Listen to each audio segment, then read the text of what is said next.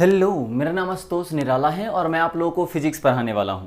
आज हम लोग बात करते हैं इक्वेशन ऑफ मोशन से जुड़ी ढेर सारे एग्जांपल्स के बारे में। अगर मैं पिछले लेक्चर की बात करूं तो वहां पे भी हम लोगों ने इक्वेशन ऑफ मोशन का ढेर सारा न्यूमेरिकल्स देखा था। इक्वेशन ऑफ मोशन को किस तरह से हम लोग उसमें सोचते हैं, कैसे क्वेश्चन को अप्रोच करते हैं, सारे कंसेप्ट हम लोगों ने वहां पे सीख चुके हैं। बस अभी हम केवल क्या करने वाले हैं, उसी में प्रैक्टिस करने वाले हैं कि इक्वेशन ऑफ मोशन से जुड़ी और कितने तरह से आपसे क्वेश्चन पूछे जा सकते हैं, तो उसको आप किस तरह से अप्रोच करेंगे, उसको किस तरह से सोल्व करेंगे।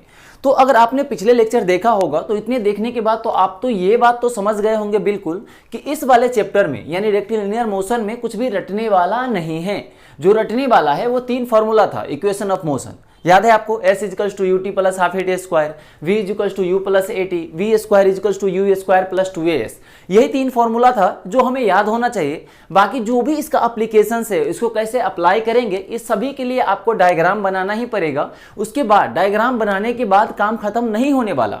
उसके बाद आपको सोचना पड़ता है कि हमें किस पॉइंट के बीच में इक्वेशन को अप्लाई करना है। उसके बाद साइन कन्वेंशन को भी ध्यान में रखना पड़ता है। इन सभी पॉइंट्स को ध्यान में रखते हुए हम क्वेश्चन को सोल्व करते हैं। अभी तक आप लोगों ने इतना बिल्कुल समझ चुके होंगे कि इसमें हमें समझना ही पड़ेगा। अगर क्वेश्चन को बिल्कुल सही तरीके से समझना है तो समझ में आया। और हम इन लोगों ने जितने भी तरीके होते हैं हर एक तरीके से सोचना समझ चुके हैं, तो बिल्कुल कंसेप्ट में तो कोई डाउट नहीं होगा आपका। बस अब प्रैक्टिस करने की जरूरत है। जितना हमने कंसेप्ट सीखा है उस कंसेप्ट को अप्लाई करने की जरूरत है, जिसमें मैं पूरा आपका हेल्प करने वाला हूं। तो चलिए मैं देखते हैं, इस क्वेश्चन को सोल्व करते हैं और फिर देखते हैं कि जो भी इक्वेशन हम लोगों ने सीखा है, जो भी कंसेप्ट अभी तक हम लोगों ने सीखा है, उसको किस तरह से इस पे अप्लाई करेंगे। ठीक है, तो चलिए सबसे पहले तो आप क्वेश्चन लिख लीजिए और उसके बाद इसको पढ़िए। देखिए, चलिए मैं थोड़ा सा हिंट देता हूं, आप पहले नोट कर लीजिएगा। यहाँ पे देखिए क्या लिखा है, a particle projected with speed u in vertically upward direction. यानी यहां से क्या समझ में आया, देखिए रेक्टिलिनियर में आप जैसे ही क्वेश्चन पढ़ते हैं तो क्वेश्चन पढ़ने के साथ साथ आपके माइंड के पीछे कहीं ना कहीं उसका 3D इमेज विजुअलाइज होना चाहिए आपको, कि पार्टिकल क्या लिखा हुआ है उसको 3D में सोचेंगे। एक्चुअल डायग्रामेटिकल व्यू अगर हम देंगे तो कैसा बनेगा, क्योंकि आपके माइंड में जब 3D व्यू बनेगा तभी तो आप उसको डायग्राम अच्छे से बोर्ड पे बना पाइएगा। समझ में आया। तो कहीं ना कहीं रेक्टिलिनियर मोशन में विजुअलाइजेशन, या जिसको फीलिंग्स वाली मैं बात बोल सकता हूं, इस चैप्टर में फीलिंग्स का होना बहुत जरूरी है। समझ सकते हैं लॉकडाउन में फीलिंग्स का क्या हुआ है सब जान सकते हैं, लेकिन फिर भी कोशिश करिए फीलिंग्स जगाने की फिजिक्स में। समझ में आया। तो अगर आप थोड़ा सा फिजिक्स यहाँ पे फिजिक्स में फीलिंग्स जगा लेते हैं तो फिजिक्स समझना बहुत ही आसान हो जाएगा। तो जैसा कि मैंने बोला, यहाँ पे क्या लिखा है, एक पार्टिकल है जिसको u स्पीड से वर्टिकली अपवर्ड डायरेक्शन में फेंका है। यहाँ से क्लियर है कि एक पार्टिकल होगा जो कि ऊपर की तरफ u स्पीड से फेंका गया है। क्लियर है, बस यहाँ तक तो इतने समझ में आता है।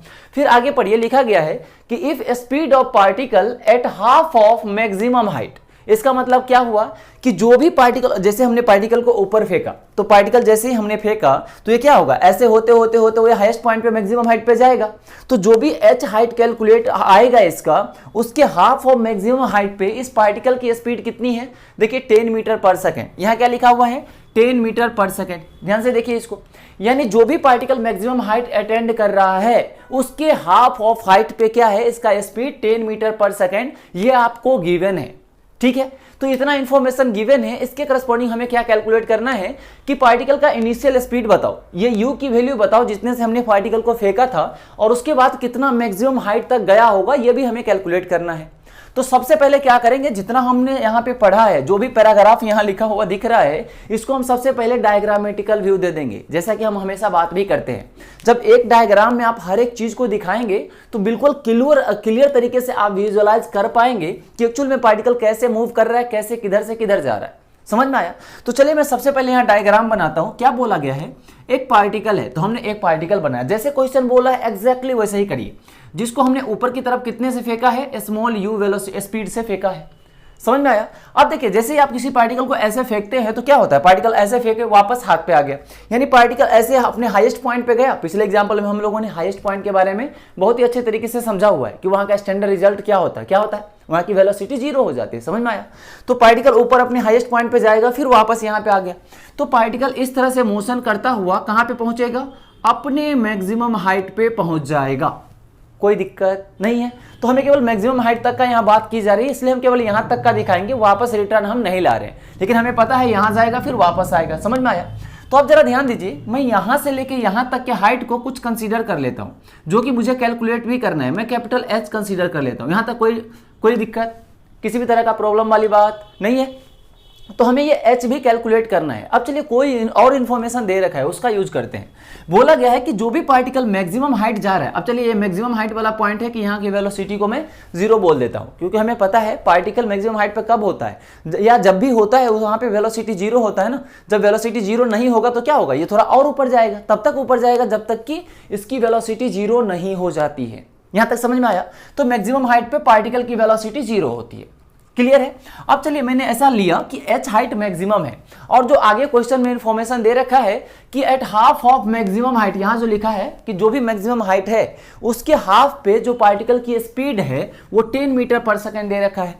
तो ये कैपिटल टोटल H है ना मैक्सिमम हाइट, तो इसका हाफ कितना हो जाएगा।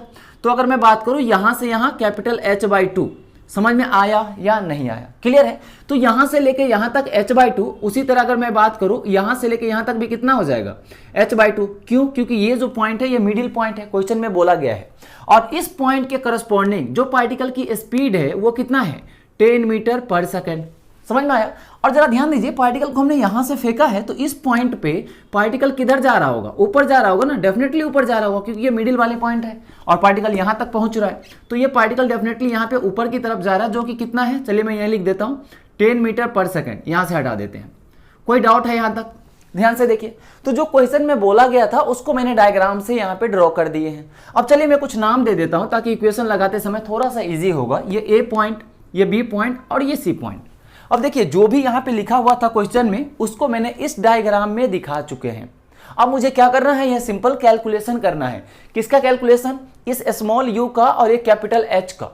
अब देखिए जो इन्फॉर्मेशन गिवन है इसी इन्फॉर्मेशन में आपको सोचना है कि हमें इक्वेशन कहां से कहां लगाना, क्योंकि हमें पता है यहाँ एक्सेलरेशन जो होगा वो ग्रेविटेशनल एक्सेलरेशन नीचे की तरफ होगा, और पार्टिकल की डिस्प्लेसमेंट के बारे में पता करना है, स्पीड के बारे में, तो इक्वेशन ऑफ मोशन के बारे में हमें सोचना चाहिए, क्योंकि यहाँ एक्सेलरेशन क्या है, कांस्टेंट है नीचे की तरफ। समझ में आया। तो अब देखिए यहाँ पे हमें बात करना है इक्वेशन ऑफ मोशन से। अब 3 इक्वेशन ऑफ मोशन हम लोग जानते हैं, उसमें से कौन सा लगाएंगे ये सबसे ज्यादा इंपॉर्टेंट होता है। तो उसके लिए आप सबसे पहले 2 पॉइंट को सेलेक्ट करना पड़ेगा, फिर उस पॉइंट के करस्पॉन्डिंग जो इन्फॉर्मेशन हमें पता है उस इन्फॉर्मेशन का यूज करके फॉर्मूले का सिलेक्शन करना पड़ेगा। समझ में आया। तो सबसे पहले आप ध्यान से देखिए हमें कौन सा पॉइंट लेना चाहिए जिससे हमें कैलकुलेशन आसान हो। तो चलिए कैसे सोचेंगे, मैं आपका साथ देता हूं। आपके माइंड में आ सकता है सर आप ए को और सी को ले लो, इनिशियल पॉइंट और फाइनल पॉइंट, आपका ये यू आ जाएगा। तो चलिए आपकी बात मैं मान लिया। अगर मैं ए पॉइंट और सी पॉइंट को लेता हूं तो ये बताइए इनिशियल वेलोसिटी पता है क्या, नहीं पता। ये डिस्प्लेसमेंट पता है क्या ए से और सी के बीच में, एच है ना जो मुझे कैलकुलेट करना है, नहीं पता। तो आपको नहीं यू पता है नहीं डिस्प्लेसमेंट पता है, तो आप क्या कैलकुलेट करेंगे, यही दोनों तो कैलकुलेट करना है ना। तो यहां से तो कुछ नहीं काम बनेगा। इसका मतलब मुझे ए पॉइंट को शिफ्ट करना चाहिए। मैंने यहाँ पे सी को क्यों नहीं बोला शिफ्ट करो, क्योंकि देखिए ए पॉइंट का जो यहाँ पे डाटा गिवन है वो वेरिएबल है, मुझे कैलकुलेट करना है। तो मैं कोशिश करूंगा यह वेरिएबल कम से कम बचे। तो जरा ध्यान दीजिए, मैं अगर ए पॉइंट को हटा के बी पॉइंट इनिशियल पॉइंट ले लूं, मैं 2 पॉइंट बी और सी पॉइंट की अगर मैं बात करूं तो ये बताइए फाइनल वेलोसिटी मुझे पता है, बी पॉइंट की वेलोसिटी इनिशियल वेलोसिटी हो जाएगी, ये भी मुझे पता है। समझ में आया या नहीं आया। तो इनिशियल पॉइंट पे और फाइनल पॉइंट पे इंफॉर्मेशन मुझे ज्यादा पता है, और दोनों के बीच का डिस्प्लेसमेंट मुझे नहीं पता, तो वो मुझे कैलकुलेट भी तो करना है। समझ में आया। ये एच का कैलकुलेशन भी करना है। तो यहाँ ये अगर मैं बी और सी पॉइंट लेता हूं तो केवल एक ही वेरिएबल बचेगा, जबकि मैं केवल ए और सी पॉइंट लेता हूं तो यहाँ 2 वेरिएबल होगा, यू और एच। जब मैं ए पॉइंट और बी पॉइंट लेता हूं वहां भी 2 वेरिएबल होगा, एक तो एच होगा एक यू होगा। समझ में आया। मैंने बी और सी पॉइंट के बारे में ही बात क्यों किया, क्योंकि देखिए यहां समझना यही सबसे ज्यादा इंपॉर्टेंट है कि हम इक्वेशन आगे किस पॉइंट के बीच में लगाए, क्योंकि हमें पता है 3 इक्वेशन है, 3 ही में से कोई ना कोई लगेगा। क्लियर है। लेकिन कौन सा इक्वेशन लगेगा इसके लिए सबसे पहले आपको पॉइंट का सिलेक्शन करना पड़ेगा। तो यहां हमने बी और सी पॉइंट ही क्यों लिया ये समझ में आया, क्योंकि मुझे बी पॉइंट और सी पॉइंट का वेलोसिटी पता है, और इन दोनों पॉइंट के बीच का जो h/2 है डिस्प्लेसमेंट जिसमें h आ रहा है जो मुझे कैलकुलेट भी करना है, तो एक ही वेरिएबल बचा। तो यहां पे मैं किसके बीच में इक्वेशन लगाने वाला हूं, point B and C point के बीच में। क्लियर हुआ पॉइंट मैंने कैसे सेलेक्ट किया। अब चलिए हम बात करते हैं कि मुझे कौन सा इक्वेशन लगाना है। तो जरा ध्यान दीजिए, मुझे ये बी पॉइंट और सी पॉइंट में ये बताइए इनिशियल पॉइंट कौन है और फाइनल पॉइंट कौन है। तो हम लोग सिंपल बात करते हैं। इनिशियल पॉइंट कोई पॉइंट इसलिए नहीं होता है कि वहां से हमने पार्टिकल को फेंका है, कोई भी दो पॉइंट, आप जो भी दो पॉइंट लिए हैं उसमें इनिशियल पॉइंट इसलिए इनिशियल पॉइंट होता है क्योंकि दो पॉइंट जो आप लिए हैं उसमें जिस पॉइंट पे पहले पार्टिकल गया होगा वो इनिशियल पॉइंट और जिस पे बाद में गया होगा ये फाइनल पॉइंट। ये बिल्कुल कंफ्यूज मत होइए, ठीक है। तो बताइए आपने बी एंड सी पॉइंट लिया है, तो बी एंड सी पॉइंट में पहले बताइए पार्टिकल बी पे गया है या सी पे। तो हमने जाने ए से फेंके तो पहले बी पे जाएगा ना, तभी तो सी पे जाएगा। समझ में आया? तो इनिशियल पॉइंट बी हुआ, फाइनल पॉइंट सी हुआ। तो अब बताइए बी एंड सी के करस्पॉन्डिंग इंफॉर्मेशन क्या है। तो मैं बोल सकता हूं यू पता है कितना है, प्लस 10 मीटर पर सेकेंड। मैंने प्लस क्यों बोला? क्योंकि मैंने ऊपर की तरफ मैंने पॉजिटिव डायरेक्शन कंसीडर कर लिया है, साइन कन्वेंशन। तो नीचे क्या करना पड़ेगा? निगेटिव। साइन कन्वेंशन हमेशा ही लेके ही लिखना होता है, समझ में आया? तो इसको हम हर बार लिखते नहीं है, अपने माइंड में ही सोच लेते हैं कि ऊपर पॉजिटिव तो नीचे निगेटिव। तो ऐसे ही मैंने सोच लिया, ऊपर पॉजिटिव लिया था इसलिए यहाँ पे positive plus 10 metre per second लिखा बी पॉइंट की वेलोसिटी। क्लियर है? Initial velocity. उसी तरह बताइए फाइनल वेलोसिटी सी पॉइंट का होगा ना, जो कि 0 है, हाईएस्ट पॉइंट वाली वेलोसिटी। ये दो इंफॉर्मेशन पता है। और अगर मैं बात करूं कि बी से सी का डिस्प्लेसमेंट कितना है तो वो h/2 के इक्वल है। ये भी मैं प्लस लिख सकता हूं क्योंकि ये ऊपर की तरफ हुआ है ना, इनिशियल पॉइंट से ऊपर हुआ है और ऊपर को मैंने पॉजिटिव लिया है तो पॉजिटिव h/2। समझ में आया या नहीं आया? क्लियर है यहां तक? अब देखिए मुझे u पता है, v पता है और डिस्प्लेसमेंट ही एक तरह से कैलकुलेट करना है, ऐसा समझ लीजिए, क्योंकि डिस्प्लेसमेंट h/2 है और h मुझे कैलकुलेट करना है। तो एक तरह से आपको डिस्प्लेसमेंट कैलकुलेट करना है। तो बताइए u पता हो, v पता हो और s अगर कैलकुलेट करना हो तो कौन सा फॉर्मूला सबसे अच्छा है? तो डिस्प्लेसमेंट सुन के तो यही लगता है ना, s = ut + ½ लगा दो सर। लेकिन उसमें बताइए टाइम की जरूरत है। टाइम पता है क्या? नहीं पता। तो फिर डिस्प्लेसमेंट का दूसरा फॉर्मूला कौन सा पता है? चलिए मैं लिख देता हूं, वैसे आपके माइंड में आना चाहिए। v² = u² + 2as। मैंने ये क्यों लिखा? क्योंकि मुझे v पता है, u पता है, s कैलकुलेट करना है और एक्सेलरेशन भी पता है g। तो सबसे अच्छा फॉर्मूला जो होगा तीनों में से वो यही होगा। तो चलिए मैं यहाँ वैल्यू पुट करता हूँ। यहाँ 0 लिखूंगा, v की जगह 0 = u की जगह मैं क्या लिखूंगा? +10 का स्क्वायर फिर +2 × अब बताइए एक्सेलरेशन किधर होगा?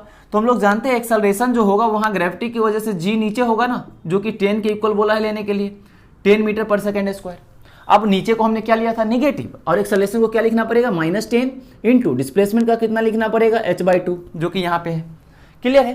तो अब इसको जरा सोल्व करिए। ये माइनस में है, ये 2 से तो 2 कैंसिल हो जाएगा। ये -10h है, इधर आएगा तो +10h हो जाएगा। यानी +10h = 10 का 100 कितना होता है? 100। तो 100 हो गया, यानी h की वैल्यू कितना आ गया? 10 मीटर। ये चीज समझ में आया या नहीं आया? जरा ध्यान से देखिए। और ये देखिए ये h है क्या? तो हमने h किसको कंसीडर किया था कि a से पार्टिकल c तक जो मैक्सिमम हाइट तक गया है वही तो है h। और वो कितना आया? 10 मीटर। यानी मेरा एक पार्ट का तो आंसर आ गया कि पार्टिकल मैक्सिमम हाइट कहां तक गया होगा, तो वो 10 मीटर तक गया होगा। ये चीज समझ में आया? देखिए सबसे ज्यादा इंपॉर्टेंट जो था वो था इस पॉइंट का सिलेक्शन, कि हमें किसके बीच इक्वेशन लिखना चाहिए। तो हमें कैसे सेलेक्ट करते हैं? तो जिन दो पॉइंट पे इंफॉर्मेशन हमें ज्यादा गिवन हो उन दो पॉइंट को आप सिलेक्ट करिए, ताकि इंफॉर्मेशन ज्यादा पता रहेगा तो अननोन कम बचेगा और आप कैलकुलेशन आसानी से कर सकते हैं। क्लियर है? तो हमने इसीलिए बी एंड सी पॉइंट को लिया क्योंकि यहाँ इनिशियल और फाइनल वेलोसिटी पता था। यहाँ तक कोई डाउट है क्या? ठीक है। तो यहाँ से u भी पता था, s हमें या h/2 है जो कि h हमें कैलकुलेट करना था, तो हमने इसके करस्पॉन्डिंग v² वाले फॉर्मूला सोचा। यहाँ से हमें h मिल गया सीधा 10 मीटर, जो कि कैलकुलेट भी करना था। समझ में आया? तो इस क्वेश्चन का एक पार्ट कैलकुलेट हो चुका है। अब मुझे क्या करना है? इसका दूसरे पार्ट का कैलकुलेशन करना है। और दूसरे पार्ट के कैलकुलेशन में जरा ध्यान दीजिए, क्या कैलकुलेट करना है कि पार्टिकल का इनिशियल स्पीड u कितना होगा। u ही तो कैलकुलेट करना है ना। तो अब बताइए आपको u कैलकुलेट करना है, तो u किस पॉइंट की वेलोसिटी है? a पॉइंट का। यानी आप u कैलकुलेट करने के लिए आपको फिर से साइन कुछ ये पॉइंट का सिलेक्शन करना पड़ेगा। लेकिन यहां बताइए एक पॉइंट फिक्स है, कौन सा? a point. क्यों? क्योंकि ये जो u है वो a पॉइंट की ही तो वेलोसिटी है। मैं u को चलिए इस तरफ लिख देता हूं। ये जो u लिखा हुआ है वो किस पॉइंट की वेलोसिटी है? a पॉइंट की वेलोसिटी है ना। तो आप a पॉइंट को जब नहीं लेंगे दो पॉइंट में तो क्या u कभी आएगा? नहीं आएगा। यानी आपको u को लाना है तो a पॉइंट को तो जो भी दो पॉइंट लेने वाले हैं उनमें तो a को एक रखना ही पड़ेगा। समझ में आया? तो एक पॉइंट तो a पता चल गया। अब दूसरा पॉइंट को क्या लेना पसंद करिएगा? तो डेफिनेटली यहाँ c लेना पसंद करेंगे क्योंकि यहाँ की वेलोसिटी 0 है। यानी अब जो हम कैलकुलेशन करेंगे वो किसके बीच में करने वाले हैं? a पॉइंट और c पॉइंट के बीच में।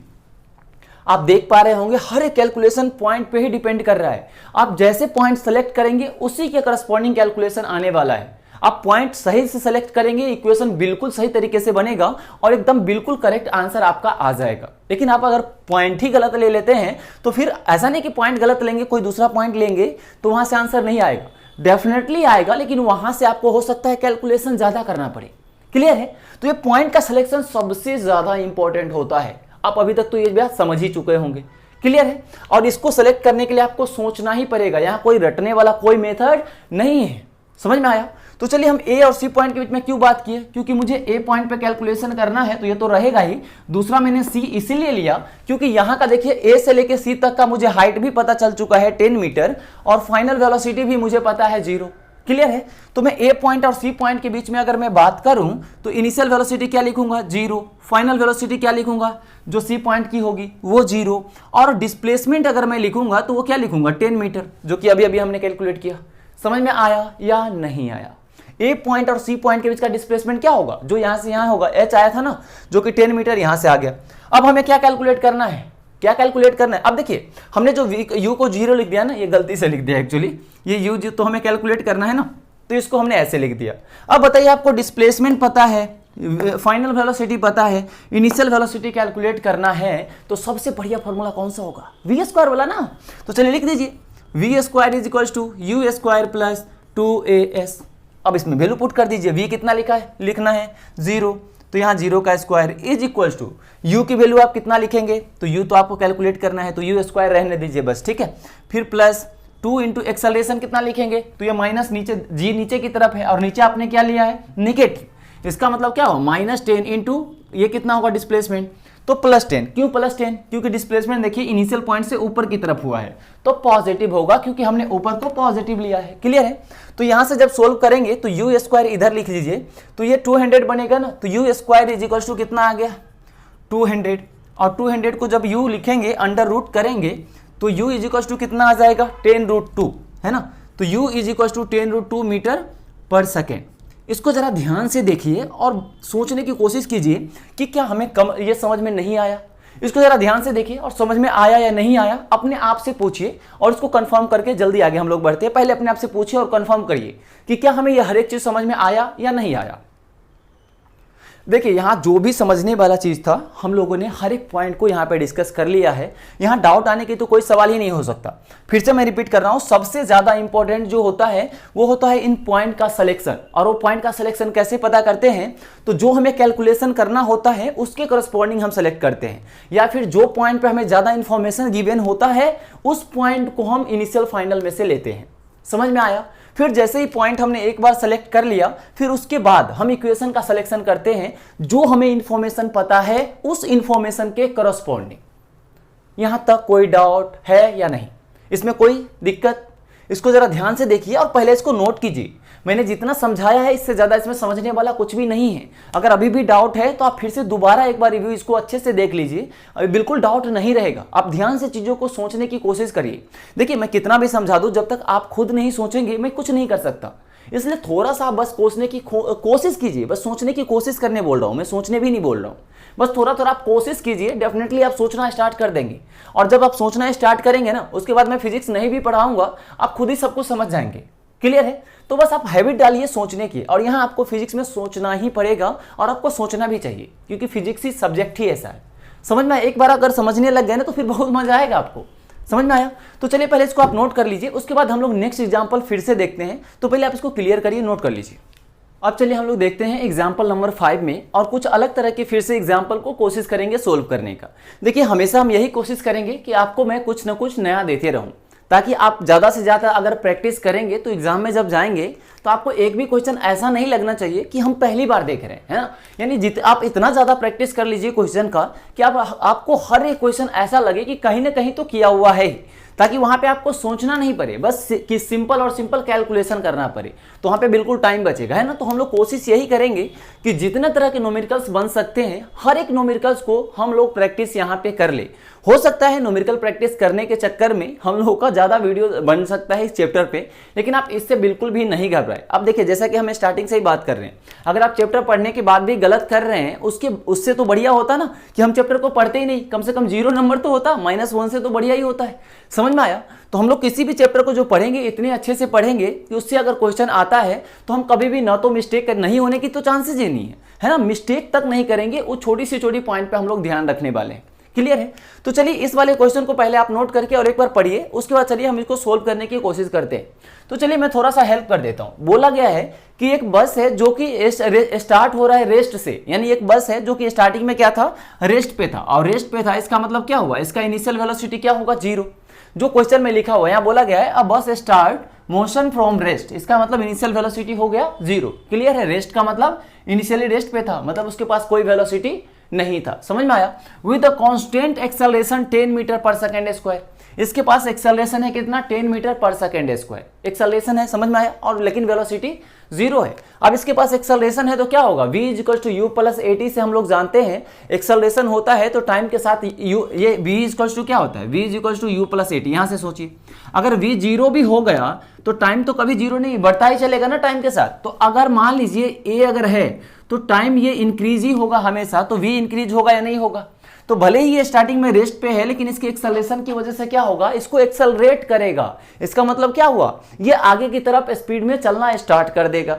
यहां तक ये समझ में आया? तो बस जो इन्फॉर्मेशन यहाँ हमें पता है वो ये है कि इनिशियली ये बस जो है वो रेस्ट पे है और इसके पास जो भी एक्सेलरेशन है वो 10 मीटर पर सेकेंड स्क्वायर, ये कुछ इस डायरेक्शन में है। क्लियर है? अब आगे जरा पढ़िए। एट सेम टाइम, यहाँ सेम टाइम ये इंपॉर्टेंट है। ये कैसे इंपॉर्टेंट है अभी हम देखेंगे। At same time a man start motion with constant velocity. Constant velocity का मतलब क्या होता है, एक्सेलरेशन उसके पास होगा या नहीं होगा। मैं आपसे पूछ रहा हूं होगा या नहीं होगा। अगर वेलोसिटी कांस्टेंट है इसका मतलब क्या हुआ कि टाइम के साथ वो चेंज नहीं हो रहा है, और टाइम के साथ चेंज नहीं होगा तो क्या उसके पास कोई एक्सेलरेशन होगा। एक्सेलरेशन होगा तो v equal to u plus a t से वेलोसिटी चेंज नहीं होगा। तो हम लोग पहले भी बहुत अच्छे तरीके से इसके बारे में सीखे हुए हैं कि अगर वेलोसिटी कांस्टेंट है इसका मतलब v कांस्टेंट है, dv अपॉन dt क्या आएगा, 0 आएगा ना, डेफिनेटली 0 आएगा। तो एक्सेलरेशन 0, वेलोसिटी कांस्टेंट का मतलब एक्सेलरेशन 0। तो यहाँ कांस्टेंट वेलोसिटी 10 मीटर पर सेकंड से कुछ ऐसे मूव कर रहा है, ये डायग्राम में आपको दे रखा है। और यहाँ बस और इस मेन के बीच का जो गैप है वो 120 मीटर इनिशियली दे रखा है। समझ में आया? फिर आगे जरा क्वेश्चन पढ़िए, इसमें फाइंड करना है time when bus and men at same position. अब ये कैसे होगा, तो जरा ध्यान दीजिए। मान लीजिए आप साइकिल से बस से आगे निकल, बस रुकी हुई है, ऐसे समझिए बस रुकी हुई है, आप साइकिल से जा रहे हैं। तो बस जब रुकी रहेगी तो आप उसके आगे आराम से चलता चले जाएंगे ना। आप जैसे जा रहे साइकिल से तो ऐसा नहीं होता ना, बहुत तेज है बहुत स्लो चलाते हैं। आप साइकिल को लगभग कांस्टेंट स्पीड या वेलोसिटी बोलिए उसी से चलाते हैं या नहीं चलाते। ठीक है, बस रुकी हुई थी, लेकिन आप जब आगे निकल जाइएगा तो बस तो कभी पैसेंजर को लेके चलेगी ना। आप जैसे ही बस चलना स्टार्ट करेगी तो आपको कभी ना कभी ओवरटेक, आपको पीछा छोड़ेगी या नहीं छोड़ेगी। ऐसा तो नहीं है ना कि बस एक बार पीछे हो गई तो आपको कभी वो पीछा नहीं कर सकता है, ऐसा तो नहीं है ना। बस क्या होगा, बस आपसे ज्यादा स्पीड में धीरे धीरे भले ही ये चल रही है, लेकिन धीरे धीरे टाइम के साथ आपसे ज्यादा स्पीड चलेगी और फिर आपको पीछे छोड़ देगी। अब जरा ध्यान से देखिए, मान लीजिए बस यहाँ थी और आप बस से इतना आगे निकल चुके थे, आप इधर जा रहे हैं अपने मगन में, है ना, गाना गाते हुए एकदम मस्ती में चल रहे हैं। तो मान लीजिए आप आगे चल रहे हैं, ये बस पीछे चलना अब स्टार्ट कर दी, तो क्या होगा, आप जैसे चल रहे हैं वैसे ही धुन में अपने धुन में गाते जा रहे हैं ना। लेकिन बस अब क्या होगा, धीरे धीरे स्पीड होगा, आपको आगे चल के कहीं ना कहीं क्या होगा, पीछे छोड़ देगा। तो एक टाइम तो ऐसा आएगा ना, देखिए बस यहाँ था, आप यहाँ थे, धीरे धीरे ऐसे चला, आप भी चल रहे वो भी चल रहे, धीरे धीरे ऐसे बस आगे निकलना स्टार्ट करेगा। तो एक टाइम तो आएगा ना जब ये दोनों, देखिए बस और आप दोनों सेम पोजीशन पे है या नहीं है ना। तो वही हमें बताना है कि किस टाइम पे दोनों सेम पोजीशन पे होगा। क्वेश्चन का मतलब समझ में आया। अब चलिए डायग्राम पे हम कुछ काम करते हैं। देखिए यहाँ पे सेम टाइम का मतलब ये था कि जिस टाइम पे बस स्टार्ट किया है उसी टाइम पे, यानी जब बस यहाँ था तो मेन यहाँ पे था। जैसे अभी हमने समझाया, स्टार्टिंग में बस यहाँ है, आप यहाँ पे है, आप यहाँ चल रहे हैं, बस यहाँ से चलना स्टार्ट किया है, समझ में आया। तो यहाँ देखिए स्टार्टिंग में बस यहाँ पे था, मेन यहाँ पे था, दोनों के बीच में गैप कितना है, 120 मीटर आपको दे रखा है। क्लियर है यहाँ तक। अब देखिए यहाँ से बस स्टार्ट किया है और ये 10 मीटर पर सेकंड से चल रहा है, इसकी वेलोसिटी टाइम के साथ इंक्रीज नहीं होगी। क्यों? क्योंकि ये कांस्टेंट वेलोसिटी है। लेकिन बस के पास भले ही इनिशियल वेलोसिटी नहीं था, बट इसके बाद देखिए 10 मीटर पर सेकंड स्क्वायर एक्सेलरेशन है, तो टाइम के साथ velocity v equals to u plus a t क्या होगा, वेलोसिटी इंक्रीज होगा। यानी कहीं ना कहीं आगे अगर मैं इसको डायग्राम ले चलूं तो ये मेन और बस ये दोनों इस पोजीशन पे सेम टाइम पे आएगा। अभी जैसे बोला था बस यहाँ था, मेन यहाँ था, अब मेन चल रहा है, बस चल रहा है, कभी ना कभी इस तरह से मेन को क्या करेगा, पीछा छोड़ेगा। तो एक टाइम पे तो दोनों एक दूसरे के पास होगा, तभी तो बस आगे निकलेगा ना। तो वो टाइम हमें बताना है कितने टाइम बाद होगा। तो जरा ध्यान दीजिए, जब बस यहाँ से चलना स्टार्ट किया था उसी टाइम मेन यहाँ से चलना स्टार्ट किया था 10 से, समझ में आया। तो मान लीजिए जब स्टार्ट किया था तो t इक्वल्स टू आपने स्टॉप वॉच लगाया, वो बस वाले ने स्टॉप वॉच लगाया, अब जैसे ही दोनों स्टार्ट किए तो t इक्वल टू 0 पे आप में के घड़ी में भी 10 बज रहा होगा, उसके घड़ी में भी 10 बज रहा होगा, समझ में आया। अब मान लीजिए आप दोनों ने स्टॉप वॉच स्टार्ट कर चुके हैं, अब इस तरह से चला चला यहाँ ओवरटेक किया, आप भी स्टॉप वॉच रोक दिए, वो भी स्टॉप वॉच रोक दिए, तो ये बताइए आपके घड़ी में जितना टाइम हो रहा होगा उसके घड़ी में भी उतना ही टाइम होगा ना। ऐसा तो नहीं है कि ड्राइवर तेज चल रहा है तो उसके लिए टाइम जल्दी जल्दी कटेगा, आपके लिए धीरे धीरे कटेगा, ऐसा नहीं होगा ना। टाइम तो सबके लिए इक्वल कटता है, यानी जितना टाइम ये बस आपके पास आने में लिया है उतने ही टाइम आप भी यहां से यहां तक जाने में लिए हैं। ये चीज समझ में आया या नहीं आया। सेम टाइम का मतलब क्या था कि t इक्वल टू 0 पे ये भी स्टार्ट किया। अब किसी टाइम t पे, मान लीजिए किसी टाइम t पे ये दोनों यहाँ पे एक दूसरे के मिलता है, एक दूसरे के पास जाता है, तो मैं कह सकता हूं जितना टाइम यहां से यहां मेन लिया होगा जाने में उतने ही टाइम बस यहां से लेके यहां तक जाने में लिया होगा। क्लियर है नहीं। बस का स्पीड धीरे धीरे इंक्रीज होगा, इसलिए इतने ही टाइम में बस ज्यादा डिस्टेंस ट्रेवल करेगा और मेन धीरे धीरे यहां कम डिस्टेंस ट्रेवल करेगा। समझ में आया या नहीं आया। हमने दोनों के लिए टाइम सेम क्यों लिखा। तो देखिए जब भी इस तरह से दो पार्टिकल का मोशन हो रहा हो तो आप सबसे पहले कोशिश करिए उसमें कॉमन क्या है, क्योंकि हम लोग जानते हैं अगर किसी दुश्मन को हराना है तो उसका वीक पॉइंट कौन है वही ढूंढते हैं ना, आराम से हार जाता है। तो क्वेश्चन में भी ऐसे ही कुछ होता है। यहां अगर मान लीजिए दो इस तरह से पार्टिकल मोशन कर रहा हो तो हमेशा आप कोशिश करिए कि दोनों में कॉमन क्या है, क्योंकि कॉमन जो होगा वो इसमें भी होगा इसमें भी होगा।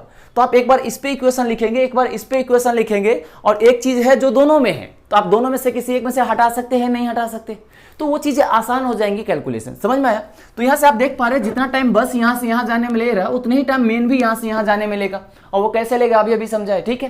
तो यहां देखिए, क्योंकि डाउट यही आता है सेम टाइम क्यों लेगा, ये तो कम ही चला है सर, ये इतना टाइम थोड़ी लेगा, बस ज्यादा टाइम लेगा क्योंकि ये ज्यादा चला है। ऐसा नहीं है, ये सेम टाइम पे चला है। मान लीजिए मैं क्लॉकवाइज 10 बजे यहां से दोनों को लगाता हूं, अब ये यहां से चलना स्टार्ट किया, ये यहां से चलना स्टार्ट किया, तो ये क्लॉकवाइज का 10 बज के 1 सेकंड, फिर 2 सेकंड 3 सेकंड ऐसे चल रहा है, इसका भी 10 बज के 1 सेकंड 2 सेकंड 3 सेकंड ऐसे चल रहा है। तो जब दोनों सेम टाइम पे मिलेगा तो दोनों के घड़ी में सेम टाइम हो रहा होगा ना। टाइम तो अलग अलग दोनों के लिए नहीं चलेगा, ये धीरे धीरे चल रहा है इसलिए थोड़ा कम स्पीड चला है, और ये डिस्टेंस चला है, और ये ज्यादा स्पीड चल रहा है यानी एक्सेलरेट हो रही है, तो ये उतने ही टाइम में ज्यादा डिस्टेंस चल रही है। यहां तो कोई डाउट है। तो सबसे पहले तो समझना यही था कि दोनों सेम टाइम यहां तक जाने में कैसे लेगा। तो आई गेस यहां तक आपको क्लियर तो हो गया होगा, ठीक है। अब जरा ध्यान दीजिए, यहां से यहां तक मैं बोल सकता हूं ये मेन कुछ एक्स डिस्टेंस चला है, यानी जहां भी दोनों सेम पोजीशन पे पहुंचा है, यहां से मेन को अगर बात करूं तो एक्स डिस्टेंस आगे चल के मिला है, क्योंकि ये भी इधर चल रहा है ये भी इधर चल रहा है, तो इस पॉइंट से तो आगे ही कहीं मिलेगा। समझ में आया। तो हमने इसको एक्स कंसीडर किया। अब चलिए हमें कैलकुलेट करना है कि यहाँ टी की वैल्यू कितनी होगी, हमें टी कैलकुलेट करना है। तो हम क्या करेंगे, एक बार बस पे इक्वेशन लिखते हैं, एक बार मेन पे, क्योंकि हमें पता है यहाँ एक x और एक t, दो वेरिएबल मुझे दिख रहा है, और दो यहाँ बस, एक बस दिख रहा है, एक मेन दिख रहा है। तो एक बार बस पे इक्वेशन लिखेंगे, एक बार मेन पे इक्वेशन लिखेंगे, दो इक्वेशन हो जाएगा, हमारे पास दो वेरिएबल भी है, वहां से आराम से कैलकुलेशन हो जाएगा। यहाँ तो कोई डाउट है।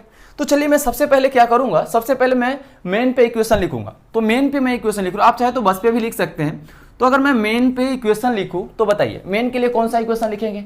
तो मेन के लिए मैं x इज इक्वल टू क्या लिख सकता हूं, बताइए। मेन के पास कोई एक्सेलेरेशन है क्या, एक्सेलेरेशन नहीं है, तो आप s इज इक्वल टू, इससे सोचिए, s is equal to ut plus half at square से।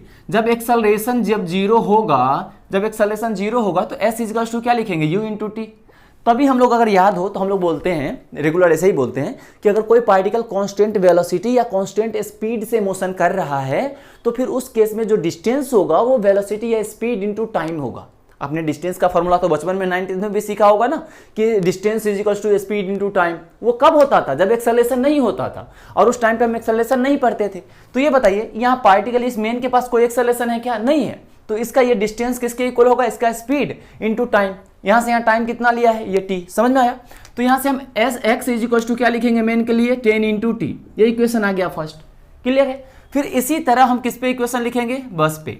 यहां तो कोई डाउट नहीं है ना, डाउट कोई है क्या, हो ही नहीं सकता। तो चलिए मैं बस पे अगर इक्वेशन लिखूं तो यहां देखिए, यहां से लेके यहां तक, यहां से लेके यहां तक टोटल डिस्प्लेसमेंट की अगर मैं बात करूं कि बस ने कितना चला है तो 120 प्लस एक्स, देखिए यहां से 120 प्लस एक्स चला है ना, यानी मैं बस के लिए कौन सा इक्वेशन लगाने वाला हूं, s is equal to u t plus half at square, क्योंकि बस के पास एक्सेलरेशन है तो ये इक्वेशन आराम से यूज कर सकते हैं, और कांस्टेंट एक्सेलरेशन है, ऐसा क्वेश्चन में भी लिखा हुआ था। समझ में आया।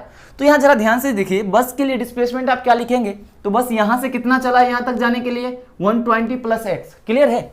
तो मैं यहां पे लिखूंगा डिस्प्लेसमेंट को 120 plus x is equal to, u कितना लिखेंगे, तो देखिए इनिशियल पॉइंट पे कितना था वेलोसिटी बस का 0, तो 0 into T plus half acceleration. अब देखिए हमने इस डायरेक्शन को पॉजिटिव लिया है तभी तो डिस्प्लेसमेंट को पॉजिटिव लिखा है ना, यहां भी साइन कन्वेंशन लेना है, तो एक्सेलरेशन भी इसी डायरेक्शन में, तो क्या लिखेंगे पॉजिटिव, तो यहां a की जगह 10 लिखेंगे इंटू टी का स्क्वायर। इसको जरा सोल्व करिए, तो देखिए 120 plus x is equals to 2 से देखिए ये 5 टर्म्स कैंसिल हो जाएगा और ये 0 तो 0 ही हो गया, यानी 5 इंटू टी स्क्वायर। क्लियर है इक्वेशन 2।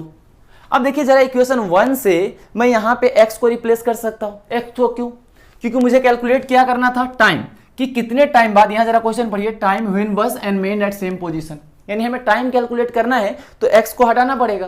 तो यहाँ बताइए इस वाले इक्वेशन फर्स्ट से मगर अगर x की जगह लिखेंगे तो क्या लिखेंगे 10 इंटू टी, तो मैं क्या कर रहा हूँ 120 तो रहेगा ही, प्लस x की जगह क्या लिखा 10 इंटू टी, तो यहाँ पे लिखा 10 into t is equal to 5 into t square.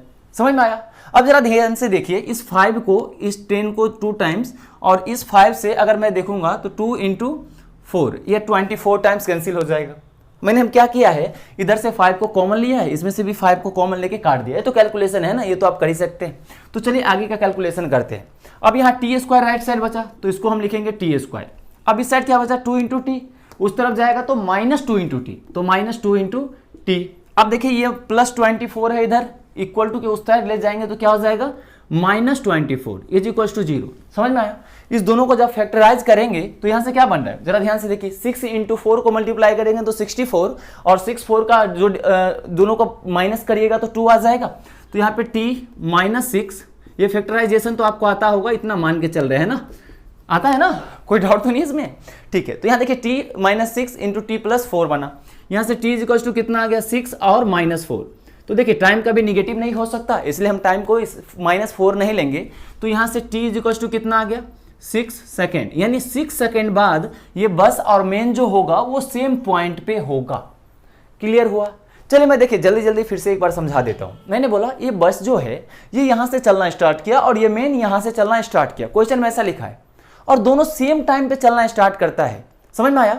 तो ये जितना टाइम ये आगे चल के बोल रहा है कब ये दोनों एक पोजीशन पे आएगा, तो मुझे पता चल रहा है ये भी इधर चल रहा है, ये भी इधर चल रहा है, तो इधर कहीं होगा वो पॉइंट जहां सेम पोजीशन पे आएगा।